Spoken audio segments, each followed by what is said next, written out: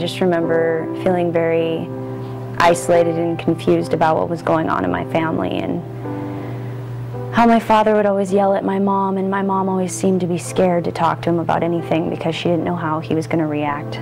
Growing up in my home, it was pretty normal to be lulled to sleep with my mother's screams and hearing the banging and hearing her being bounced against the walls. And we would normally wait until my stepfather would walk past our room before we would go in to check on her to make sure she was still alive.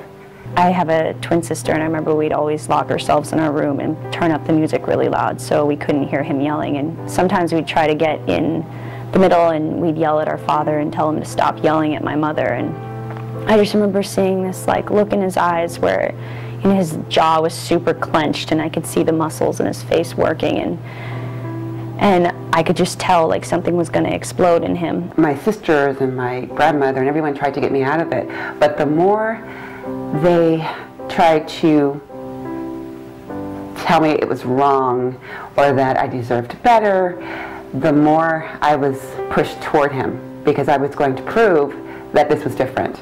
That, oh, no, this is just the way it is, it's not a big deal, and we'll work it out, and we're going to prove them all wrong.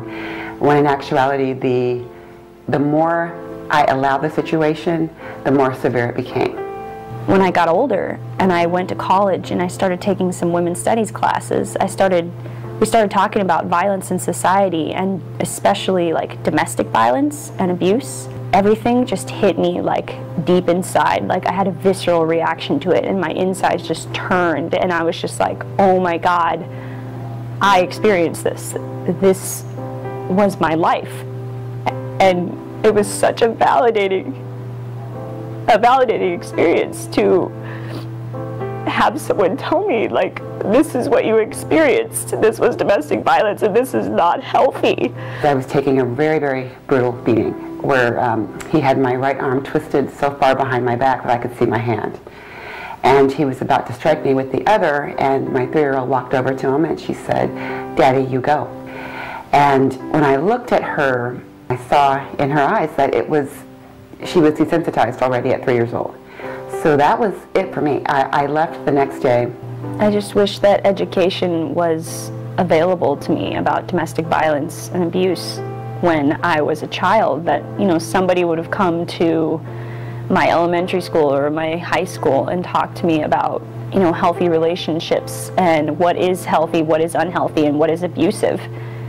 Had I grown up knowing that there were other alternatives to it, that there were ways to get out, people there to support you, I definitely believe that I would have gotten out sooner.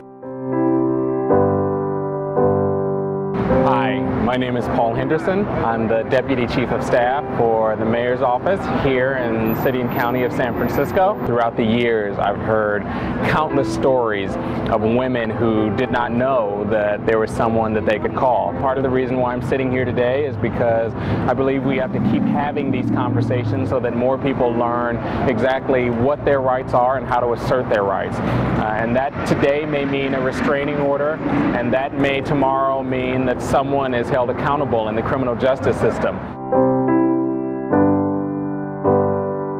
Women Inc. Women Inc. Women Inc. Women Inc. Women Inc. is dedicated to empowering domestic violence survivors to create lives free of violence. I am really proud of the way we view the work and the way that we view survivors of domestic violence. We don't see them as victims. We understand how strong they are. They set the course and we meet the client where they're at. And I really believe in that and think it's the way to really impact change. Hi, my name is Beverly Upton. I'm the Executive Director of the San Francisco Domestic Violence Consortium. 21 years ago, Women Inc. saved my life, and I'm so pleased to be a part of this community. That's a message that I don't think we can ever hear enough, and it's why that I hope you are listening to this and listening to the other stories, and then you become an agent of change, and you talk to your friends, and you talk to your neighbors, and you let them know that people care about them, and you let them know that there are agencies out there that can make a difference and that can make a change, and it all begins with picking up the phone and making a call. you.